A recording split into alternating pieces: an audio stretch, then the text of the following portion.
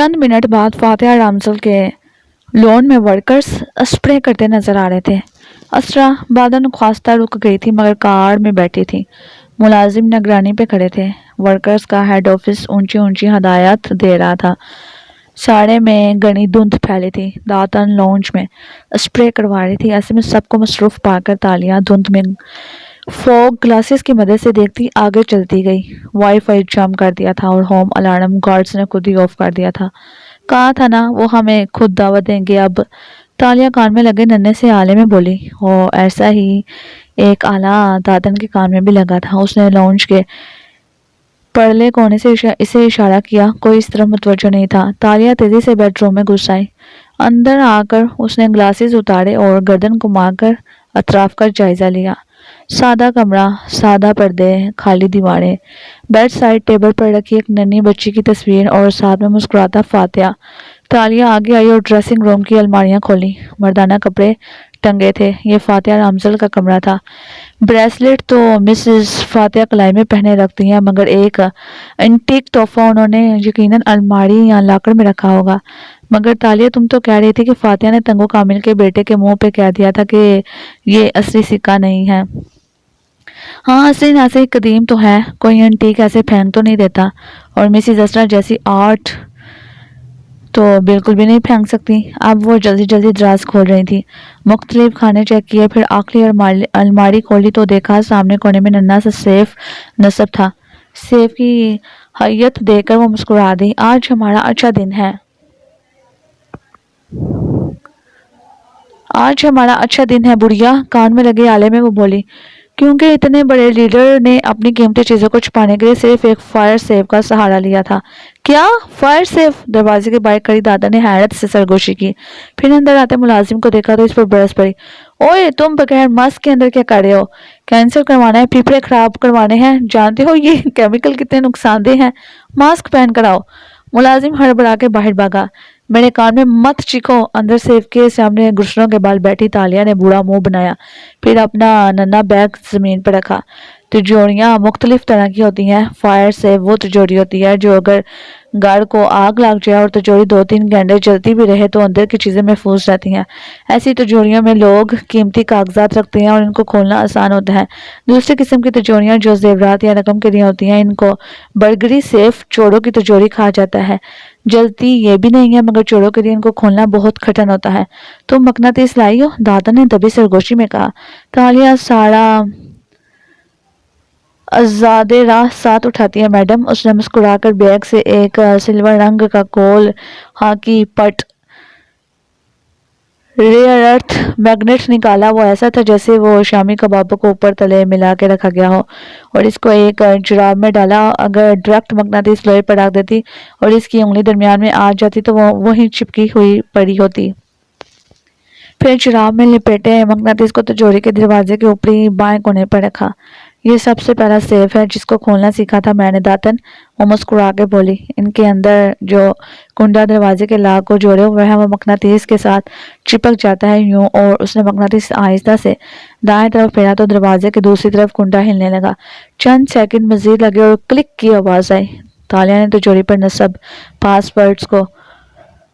Password pad को जुबान निकाल कर दिखाई। हाँ हाँ, जब मकनातीस मेरे पास आया तो तुम्हारे पासवर्ड्स को दुबाने की जरूरत क्या है? और मजे से दरवाजा खोला वो खुल गया। फातिहा रामजल के फरिश्ते को भी इल्म नहीं होगा कि किसी ने उसकी तो जोड़ी खोली थी। मुस्कुरा के अब वो कागजात बाहर निकालने लगी। फिर अंदर हाथ मारा। मुस्कुराहट गायब हो गई। वहां कुछ रकम, पासपोर्ट और कागजात वगैरह के सिवा कुछ ना था। तालिया का चेहरा उतर गया तो जोड़ी बांध कर उठी और खुली अलमारी को देखा। फिर बनवे सुकेरी। सिर्फ मर्दाना कपड़े, टाई, कोट, ये सिर्फ फातिहा का कमरा है क्या? वो चौंकी। फिर जल्दी से सब कुछ ठीक कर बाहर आई। लॉन्च में वर्कर्स इसी तरह से काम कर रहे थे। गहरी धुंध हर सू फैली थी। दातन को इशारा करती वो दूसरे मास्टर बेडरूम में चुपके से दाखिल हुई। दो मुलाजिम सामने ही थे मगर धुंध के बायस इसको देख नहीं सके थे। वाह, क्या आलीशान कमरा था असरा का। ऊंचे मखमली पर्दे, कीमती पेंटिंग्स और आर्ट वर्क। ड्रेसिंग टेबल पर सजी परफ्यूम की बोतलें। सताइशी अंदाज में इधर उधर देखती वो सिंगार मेज तक आई और दरवाजा खोले। फिर वार्डरोब खोला। कोई सेफ नहीं था। बेड साइड टेबल चेक की मगर बेसुध ٹھہرو، وہاں ایک ریموٹ پڑا ہے، یہ بلائنڈس کے ریموٹ جیسا ہے، اے سی کا تو نہیں تھا۔ تالیہ نے ریموٹ ایک پینٹنگ کی طرف بلند کیا اور بٹن دبایا۔ پینٹنگ آہستہ سے دائیں طرف ہٹی اور دیوار میں کھانا نظر آنے لگا۔ اندر یقیناً سیب تھا۔ مسکرائی اور آگے بڑھی، مگر جیسی وہ قریب آئی مسکراہٹ پھیکی پڑی، دل دھک سے رہ گیا۔ جلدی کرو تالیہ، داتن اس کے کان میں شور ڈالے ہوئے تھی۔ داتن اب کے اس نے اپنی گہری آواز کھائی سے نکالی تھی۔ سیف مل گیا، مگر یہ تو TL-30 سیف ہے، گروپ 2 کمبینیشن لاک۔ اس نے دروازے پر لگے پہیے کو چھوا۔ اگر اس میں ڈرل سے سوراخ کرو تو دروازے کے اندر شیشے کی تہ ٹوٹ کر اس کو مزید مشکل طریقے سے لاک کر دے گی۔ مکے مارو تو سپرنگ ڈی لاک ہو جائے گا۔ آڑے سے کاٹو تو 1 گھنٹے بعد دروازہ کٹے گا۔ فلموں میں تو لوگ 1 منٹ میں کھول لیتے ہیں تالیہ، شاید وہ 2-4 ایسے ایکسپرٹ ہوں دنیا میں، لیکن اگر میں لاک کو گھما کر اندر پنس کی آواز سنتے ہوئے اس کا پاسورڈ کمبینیشن معلوم کرنے کی کوشش کروں تو اس میں 75 منٹ لگیں گے، 1.25 گھنٹہ۔ اتنا وقت نہیں ہے ہمارے پاس۔ تو پھر؟ تالیہ نے رک کر حسرت بھری نگاہ سے سیب کو دیکھا اور چند قدم پیچھے ہٹی۔ پھر بھاگو داتن، میں تم سے گاڑی میں ملتی ہوں۔ داتن تیزی سے باہر کو نکلی، چہرہ جھکائے دھند میں چلتی وہ گھر سے باہر نکل آئی، سڑک پارک تک آئی۔ ان کی کار وہیں کھڑی تھی۔ داتن نے بیٹھتے ہی اپنا ماسک اتارا، ادھر ادھر دیکھا۔ تالیہ ابھی تک نہیں آئی تھی۔ وہ کچھ دیر انتظار کرتی رہی۔ تالیہ کدھر ہو؟ اسے فکر ہوئی۔ تالیہ کی پھنسی سی آواز سنائی دی، داتن وہ ملازم آ گیا تو میں الماری میں چھپ گئی، وہ مجھے الماری میں لاک کر گیا ہے۔ داتن کے پیر تھوڑے سے زمین نکلنے لگی۔ تالیہ یہ کیسے ہوا؟ داتن مجھے نکالو، میرا دم گھٹ رہا ہے، میں کیا کروں؟ تم پریشان نہ ہو، میں کچھ کرتی ہوں۔ داتن کو ٹھنڈے پسینے آنے لگ گئے تھے۔ داتن مجھے نکالو، مجھے سانس نہیں آ رہی، ورنہ او خدایا پلیز مجھے بچا لے، میرا دم خراب ہو رہا ہے۔ تالیہ میری بچی۔ داتن کی آنکھوں میں آنسو آ گئے، وہ جلدی سے ماسک پہننے لگی، پھر رکی۔ تمہیں کب سے دما ہوا ہے؟ 2 منٹ پہلے۔ وہ اس کے کان کے اتنا قریب چیخی کہ داتن اچھل پڑی۔ تالیہ ہنستی ہوئی دروازہ کھول کر اندر بیٹھ گئی۔ داتن کا منہ کھلے کا کھلا رہ گیا، اعصاب چل تھے۔ چند لمحے گزرے اور اس کی رنگت سرخ پڑنے لگی۔ تم؟ غصے کے مارے وہ بول بھی نہیں پا رہی تھی۔ ہاں ہاں ہاں، اور وہ ہنستی جا رہی تھی۔ میں الماری میں پھنس سکتی ہوں بھلا کیا؟ ہاں ہاں ہاں، تم تو رونے والی ہو گئی تھی۔ اف، تم کتنی کیوٹ ہو داتن۔ داتن پدوکا، اس نے موٹی عورت کے سیاہ پھولے گال کی چٹکی کاٹی۔ داتن نے غصے سے آنکھیں رگڑی اور بے بسی سے اسے دیکھا۔ تم چھوٹی ہرنی، تم نے مجھے کتنا ڈرایا، اندازہ ہے تمہیں؟ کسی دن سچ میں پھنسو گی اور میں نہیں آؤں گی۔ کن چیل کہانیوں والا چھوٹا ہرن۔ اچھا نا، ڈانٹو تو نہیں نا، وہ ٹوپی اتارتے ہوئے کہہ رہی تھی۔ داتن نے انہا کہہ کے کار سٹارٹ کی۔ اب کیا ہوگا؟ پلان اے کے بعد پلان سی بھی بیکار ہو گیا۔ بے فکر ہو، پلان ڈی ہے نا؟ پھر اس نے جیب سے ایک سرخ اور گلابی کارڈ لہرا کر دکھایا۔ مجھے دیر اس لیے ہوئی کیونکہ میں مسز اسرا کی نیلامی میں اپنا زبردستی والا انویٹیشن کارڈ اٹھانے رک گئی تھی۔ یہی ہے ہمارا پلان ڈی، اور پلان بی کا کیا؟ داتن کو سخت چیر ہوئی۔ تالیہ کا پلان سے ہے، تالیہ کی مرضی۔ اس نے بے نیازی سے شانے چکائے۔ اور اگر ملازمہ نے چیک اپ کے بعد بتایا کہ اس کو ڈینگی نہیں ہوا تو اسرا کو شک نہیں ہوگا؟ داتن ابھی تک غصے سے اس کی غلطی نکالنا چاہ رہی تھی۔ ابھی دنیا میں ملازموں کی وہ قسم پیدا نہیں ہوئی داتن جو مالی کو کہے کہ وہ بیمار نہیں ہے۔ تمہیں کیا لگتا ہے وہ سب سچ بتا کر چھٹی اور مالی امداد لینے کا اتنا اچھا موقع گنوا دے گی؟ داتن کا غصہ ہوا ہونے لگا۔ ڈرائیو کرتے ہوئے اس نے ایک گہری سانس لے کر تالیہ کو دیکھا۔ اس وقت مجھے بہت بری لگ رہی ہو تم، لیکن ایک بات، تم کبھی بھی مایوس نہیں ہوتی، ہار نہیں مانتی۔ ایک پلان ٹھپ ہو جائے تو دوسرا لے آتی ہو، اتنی ہمت کہاں سے لاتی ہو تم تالیہ؟ پتلے اور جوان لوگوں میں بڑی ہمت ہوتی ہے بڑھیا، مگر تم کیا جانا، وہ افسوس سے بولی تھی، اور دادا نے چند منٹ کے لیے اس سے بات نہ کرنے کی قسم اٹھا لی تھی۔ KL پر اس دوپہر میں پھر سے سیاہ بادل چھا گئے تھے۔ بارش کے موٹے موٹے قطرے ایک دم سے برسنا شروع ہوئے اور ساری سڑکیں جل تھل ہو گئی۔ بازاروں میں پھرتے لوگوں نے چھتریاں تان لیں اور صاحبان کی طرف دوڑے۔ ایسے میں آفس کا دروازہ کھول کے ایڈم داخل ہوا۔ اس کے ہاتھ میں ٹرے تھی جس میں کافی کا گلاس، بند ڈھکن اور اسٹرا سے لیس رکھا تھا۔ اصل میں آفس میں مدھم بتیاں جل رہی تھیں، بلائنڈز سختی سے بند تھے۔ فاتح کنٹرول چیئر پر بیٹھا تھا، قدرے تھکان زدہ، پیچھے کو ٹیک لگائے، ٹائی ڈھیلی کر سفید شرٹ کی آستینے پیچھے کو موڑے، وہ سنجیدہ لگتا تھا۔ سامنے ایک سفید بالوں والے صاحب بیٹھے تھے، یہاں سے ایڈم کو ان کی پشت نظر آ رہی تھی۔ وہ کھنکھارتا ہوا میز تک آیا، مہمان کا چہرہ واضح ہوا، وہ فاتح کے ساتھ محو گفتگو تھے۔ عبداللطیف ٹی وی پہ اس نے ان کو دیکھ لیا تھا۔ देख रखा था। नामवर सियासतदान और कारोबारी शख्सियत। एक चोर नज़र उन पर डाले। संजीदगी से एडम ने मेज़ पर ट्रे रखी। मेहमान की चाय आई रखी थी। ये फातिहा की काफ़ी थी जो वो मॉल में एक ख़ास शॉप से लाया था और इसके अलावा कहीं कोई काफ़ी नहीं पीता था। इसको फिक्स करो। वो काफ़ी रखकर मुड़ने ही वाला था कि फातिहा ने उंगली से इशारा किया। एडम ने चौंक कर उसकी तरफ देखा। एक ऑफिस कैबिनेट का दरवाज़ा गिरा पड़ा था। दरवाजे का जोड़ कब्जा वगैरह सब उखड़ गए थे। Right sir. वो आगे बढ़ा, फिर रुका, इधर उधर देखा, फिर फातिहा की तरफ घुमा। मेक और हथौड़ा होगा सर इधर। वो जो उलझन और उकताहट से गुफ्तगू शुरू करने जा रहा था। इस सवाल पर एक नज़र उठा के एडम को देखा, फिर वापस मेहमान की तरफ मुतवज्जो हुआ और एक सख्त नज़र एडम पर गड़ो पानी डाल गई। वो तेजी से बाहर लपका। फातिहा के सेक्रेटरी से हथौड़ा मांगा, वहां नहीं था। किसी ने बताया किचन में देखे। वो उधर भागा। बहरहाल थोड़ी तक दूध के बाद वो मेखी और पेचकस लिए ऑफिस में दोबारा दाखिल हुआ और बॉस से नजर मिलाए बगैर टूटी कैबिनेट तक आया और पंचों के बाल उसके सामने बैठा। ऐश ने तुम्हें फंसा दिया है फातिहा, अब तुम क्या करोगे? किन अखियों से वो देख सकता था कि अब्दुल लतीफ साहब फिक्रमंदी से कह रहे थे। वो जवाब में कुछ नहीं बोला। खामोशी से एक हाथ गाल तले रखे खिड़की को देखता रहा। हार मान जाओगे? सिर्फ पैसों के पीछे हम पॉलिटिकल फंड रेजिंग कर सकते हैं। वहाँ तुम्हारे साथ हैं। बारसन नेशनल के 2.5 लाख मेंबर्स को हम अप्रोच कर सकते हैं। तुम पार्टी चेयरमैन मुंतखब हो सकते हो। एक आदमी था अरब में। वो गहरी सांस लेकर अब्दुल लतीफ की तरफ चेहरा घुमा के कहने लगा। आवाज़ आहिस्ता और थकान ज़दा थी। एडम धीरे धीरे पेच कसने लगा। सर झुकाए, संजीदा सूरत बनाए मगर कान गुफ्तगू पे लगाए हुए। मालदार, इज्जतदार, बावकार। उसका नाम उमरू था। वो लोगों के साथ बहुत अच्छा था। काबा आने वाले हाजियों के लिए शोरबे में रोटी तोड़ तोड़ के रख छोड़ता, जिसको सब खाते, उसे दुआएं देते। इससे लोगों ने उसका नाम हाशिम रख दिया, रोटी तोड़ने वाला। जो लोग दूसरों की मदद करते हैं और अखलाक के अच्छे होते हैं, उन्हें एक दुनिया अच्छे नामों से याद रखती है। एडम पेच कब्जे पर जमाए आहिस्ता से औजार से कस रहा था। ध्यान वही था। हाशिम एक दफ़ा मुल्क शाम गया तो रास्ते में मदीना में उसने एक खातून से शादी कर ली। कुछ दिन वहां ठहरा और फिर शाम चला गया। इस सफ़र में उसका इंतकाल हो गया। पीछे से बीवी के यहाँ बेटा पैदा हुआ, मगर हाशिम के खानदान वाले इस शादी से वाकफ नहीं थे, तो बच्चा माँ के पास पलता रहा। उसके बाल बिल्कुल सफ़ेद से थे, ब्लोंड सुनहरे जैसे, इसलिए उसका नाम शीबा सफेद बालों वाला रखा गया। शीबा 10-12 साल का हुआ तो हाशिम के भाई मुतलिब को इसका इल्म हुआ। मुतलिब के लिए ये एक जज्बाती दचका था। वो फौरन मदीना गया और भतीजे को उसकी माँ से इसरार के साथ अपने साथ ले आया। अरब में लोग सफ़र से वापसी पर नौजवान गुलाम खरीद कर साथ लाया करते थे। मुतलिब जिस प्रकार शिबा के साथ मक्का में दाखिल हुआ तो लोगों ने समझा कि वो गुलाम खरीद कर लाया है, तो वो इस लड़के को अब्दुल मुतलिब पुकारने लगे, यानी मुतलिब का गुलाम। मुतलिब ने क्लियर कर दिया कि ये मेरा भतीजा है, मगर शीबा का नाम इस दिन से अब्दुल मुतलिब पड़ गया और आज तक हम इनको इसी नाम से जानते हैं। मगर मैं तुम्हें ये किस्सा क्यों सुना रहा हूँ? ठहरो।